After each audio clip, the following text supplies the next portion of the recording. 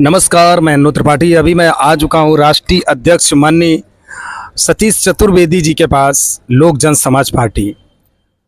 बहुत दिनों से कई ऐसी चर्चाएं चल रही थी, तो भैया से मैंने कहा कि आप इसके बारे में भी थोड़ा अपना स्टेटमेंट दीजिए।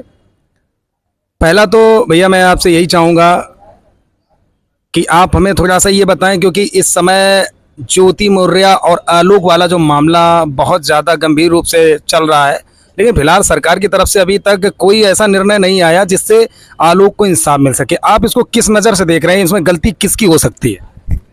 देखिए, आलोक मौर्य और ज्योति मौर्य में सबसे बड़ी बात तो साफ हो गया है। इसमें गलती किसको देना है, किसको दोषी बनाना है, ये उनके वक्तव्य से और उनके कार्यप्रणाली से ही साफ हो गया है कि ज्योति मौर्य इसमें खास करके दोषी हैं।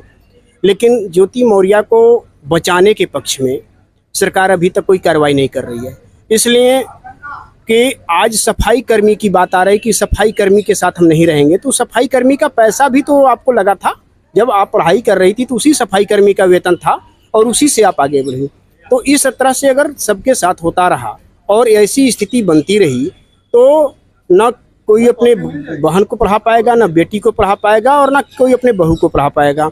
और आज अगर आलोक मौर्य ने यह कदम उठाया था कि सफाई कर्मी होकर के अपने पत्नी को उच्च स्तर का पद दिलवाना चाह रहा था और दिलवाया भी, तो उसके साथ यह नाइंसाफ़ी जो आज हो रही है, ये सरकार भी इसमें जिम्मेदार है, क्योंकि सरकार को इसमें आगे आना चाहिए और उचित कार्रवाई करते हुए ज्योति मौर्य को सबक सिखाना चाहिए।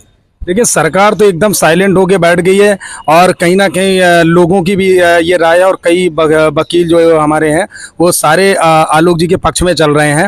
लेकिन उसके बावजूद भी सरकार अगर कहीं ना कहीं एसडीएम को देखते हुए इन्हें बचाने का प्रयास कर रही है या कहीं महिला सशक्तिकरण का गलत फायदा उठा रही है सरकार? देखिए, सरकार का तो ये पुराना एजेंडा है कि जब कोई अगर उचित कार्य होता है तो उसमें यह चुप्पी साध लेते हैं, अपने आप को चुप करके किनारे कर लेते हैं और अपनी वाहवाही की पीठ खुद थपथपाने लगते हैं। क्योंकि आज तक महिला सशक्तिकरण का जो भी आपने बात किया, इस पर भी सरकार कहीं खरा नहीं उतर रही है, क्योंकि आए दिन कहीं महिलाओं के साथ हत्या, लूट, बलात्कार, तमाम तरह की बातें होती हैं, फिर भी सरकार उस पर पक्ष पर नहीं बोलता है। क्योंकि सरकार को लोगों का दिमाग डाइवर्ट करने का एक महारत हासिल है कि जब कोई मामला अगर आता है तो उसको डाइवर्ट करके दूसरा कोई न कोई मामला ये लोग उठा देते हैं। तो इसलिए उत्तर प्रदेश सरकार से तो यह उम्मीद जनता ना ही करे कि किसी मामले को इंसाफ के स्वरूप में काम कर पाएंगे और लोगों को इंसाफ दे पाएंगे। अभी हाल में ही पीएम मोदी की एक मीटिंग हुई थी गोरखपुर साइड में, तो वहाँ की जनता कुछ नाखुश दिख रही थी। उसके बारे में कुछ आप बताना चाहेंगे कि क्या ऐसा रहा होगा जिससे कहीं ना कहीं जनता नाखुश है?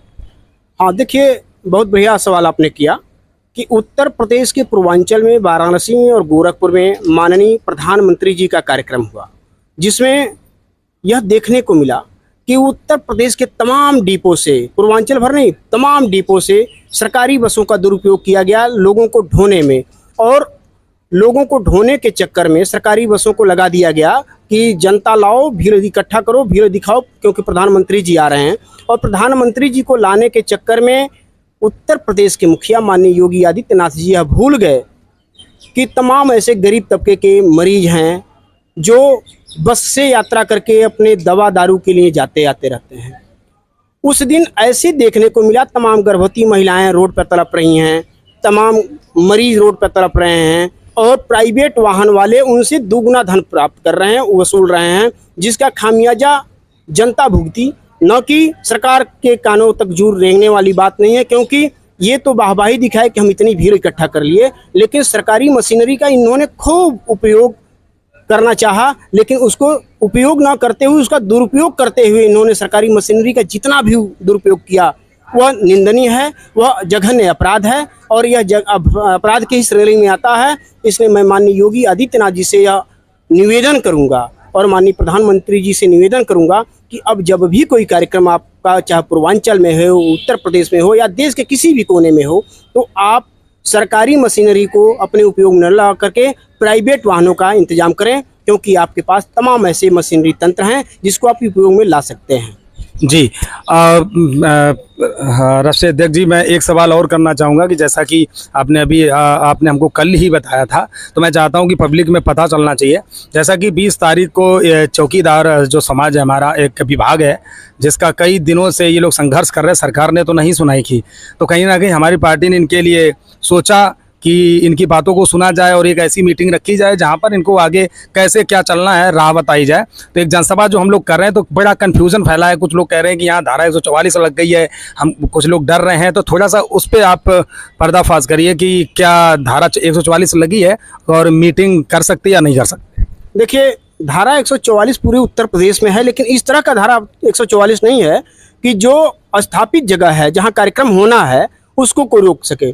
ये धारा 144 कांवरिया को लेकर के और श्रावण मास को लेकर के है, जिसको लेकर के लोग आज कार्यक्रम कर रहे हैं कि नहीं, कांवरिया के लिए कोई परेशानी ना हो, कांवरियों को आने जाने के लिए कोई दिक्कत ना हो।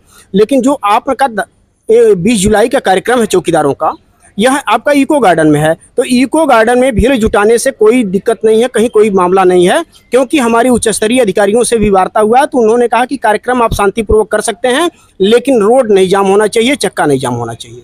बिल्कुल, मैं वही कहना चाहता हूं इन लोगों से। तो जैसा कि आप लोग सुन पा रहे हैं कि राष्ट्रीय अध्यक्ष जी ने आपको बता दिया है, और हम लोग ऊपर से लेकर नीचे तक पूरी बात फाइनल करके ही हमने ऐसा कुछ प्लान किया है।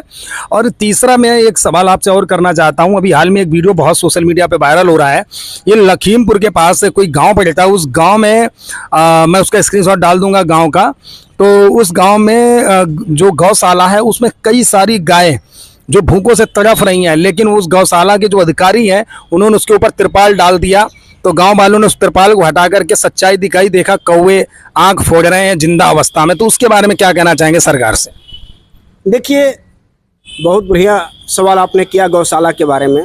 तो यह तो सांडों की ही सरकार है, क्योंकि आए दिन रोड पे गाय सांड चलते रहते हैं, जिससे आम जनमानस को इतनी परेशानी का सामना करना पड़ता है कि कहीं किसी के गाड़ी का एक्सीडेंट होता है, किसी की मोटरसाइकिल का एक्सीडेंट होता है, कोई सांड किसी पैदल को मार देता है। और गौशाला के नाम पर तमाम ऐसे इनके पदाधिकारी हैं भारतीय जनता पार्टी के या बजरंग दल के, कि जो गौशाला खोलने के नाम पर सब्सिडी लेते हैं, पैसे लेते हैं और गौशाला खोल करके गायों को बेमौत मारते हैं। क्योंकि जहाँ गाय पाले जाते हैं वहाँ सही संसाधन नहीं होते हैं, उनके लिए चारा नहीं होता, उनके रहने की व्यवस्था नहीं होती है। तो ये खीरी लखीमपुर तो एक छोटा सा समझ लीजिए नुमाइंदा इनकी जानकारी के लिए है, कि मतलब ये छोटा सा इनको पेश किया गया है जानकारी कि हाँ देखिए।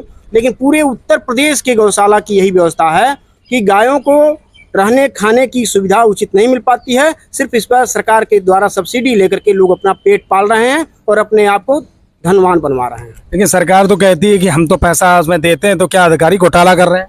नहीं, अधिकारी कर्मचारी सबका सरकार पैसे देती है, तो उस पर एक जिम्मेदार पर्सन को इनको रखना चाहिए ना। जिम्मेदार पर्सन रख करके उसकी जांच करे, उसमें जो भी अगर दोषी पाए जाते हैं उनके ऊपर कार्रवाई करे। अभी आपको फिलहाल कुछ दिन पहले की मामला मैं बता दूं कि महाराजगंज में एक मधवलिया रेंज है, वहाँ गौशाला में वहाँ के डीएम अमरनाथ उपाध्याय को सस्पेंड किया गया था, क्योंकि उसमें तमाम ऐसी गायें जो थी जो जीवित, जिस तरह से खीरी लखीमपुर में दफनाई गई हैं उसी तरह से जीवित गायों को दफना दिया गया था।